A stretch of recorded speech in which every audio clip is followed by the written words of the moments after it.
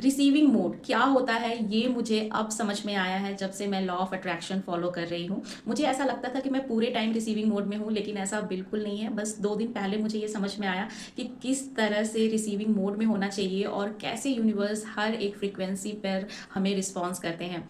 Just मैं अभी 2 दिन पहले की बात बता रही हूँ कि मैं ट्रेन में सफ़र कर रही थी और ट्रेन में चढ़ते समय मैंने यूनिवर्स को कहा कि भगवान मुझे एकदम से बढ़िया वाली सीट चाहिए जहाँ पे मैं कंफर्टेबल बैठ के पूरा जर्नी अपना इंजॉय कर सकूँ।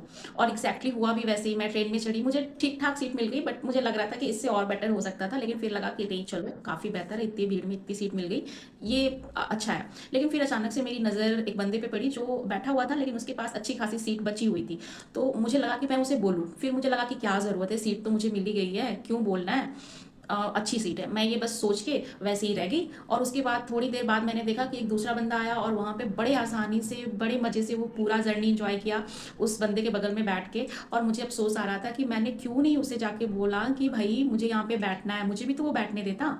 तो यहाँ पे मुझे समझ में आया कि गलती कहाँ हुई। यूनिवर्स को मैंने बोला, यूनिवर्स ने मेरे लिए सीट दिया, लेकिन उसके पैरेलल मुझे एक बेहतर सीट भी दिया था, लेकिन मुझे उस चीज़ को चुनना था कि मैं कहाँ जा रही हूँ। उन्होंने मेरे पास दोनों ऑप्शन रखे थे, बढ़िया वाला भी और कम बढ़िया वाला भी, लेकिन मैंने कम बढ़िया वाला चुना। बस दूसरा जो जगह था वहाँ पे मुझे थोड़ा सा एफर्ट लगाना था, मुझे जो बंदा बैठा था उससे बोलना था कि भैया थोड़ा आप घसक जाओ, लेकिन मैंने ऐसा नहीं किया। ऐसा नहीं किया तो रिसीविंग मोड ऑफ था मेरा।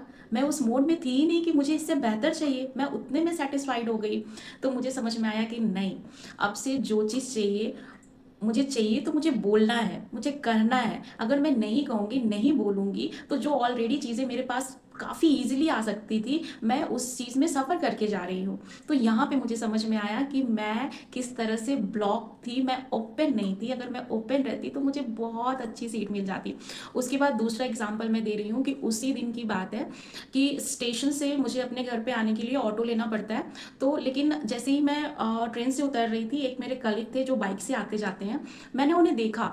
मेरा मन किया उनको बोलने का कि चलिए मुझे भी छोड़ दीजिए, लेकिन मैं नहीं बोली, नहीं बोली।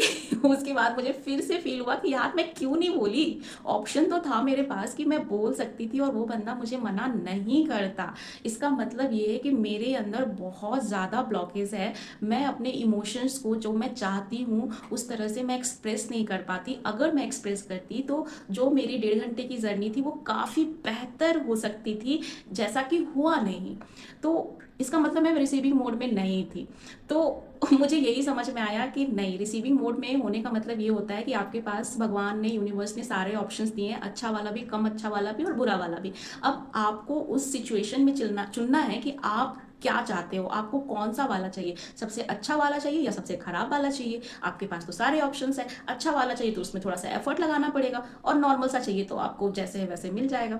तो फाइनली मुझे समझ में आया कि नहीं, मुझे जो चाहिए वो एग्जैक्टली हर वक्त मेरे सामने होती है, बस मुझे थोड़ा सा एफर्ट लगा के उस चीज़ के बारे में बोलना है, बात करना है। इसी को कहते हैं रिसीविंग मोड, कि जब आप रिसीविंग मोड में हो तो वो चीज़ें आपके पास आती है, क्योंकि आप उसके लिए कुछ कर रहे हो तो वो सीधे आपके पास आ जाती है। तो अगर आप भी ये गलती करते हो तो कमेंट में बताओ।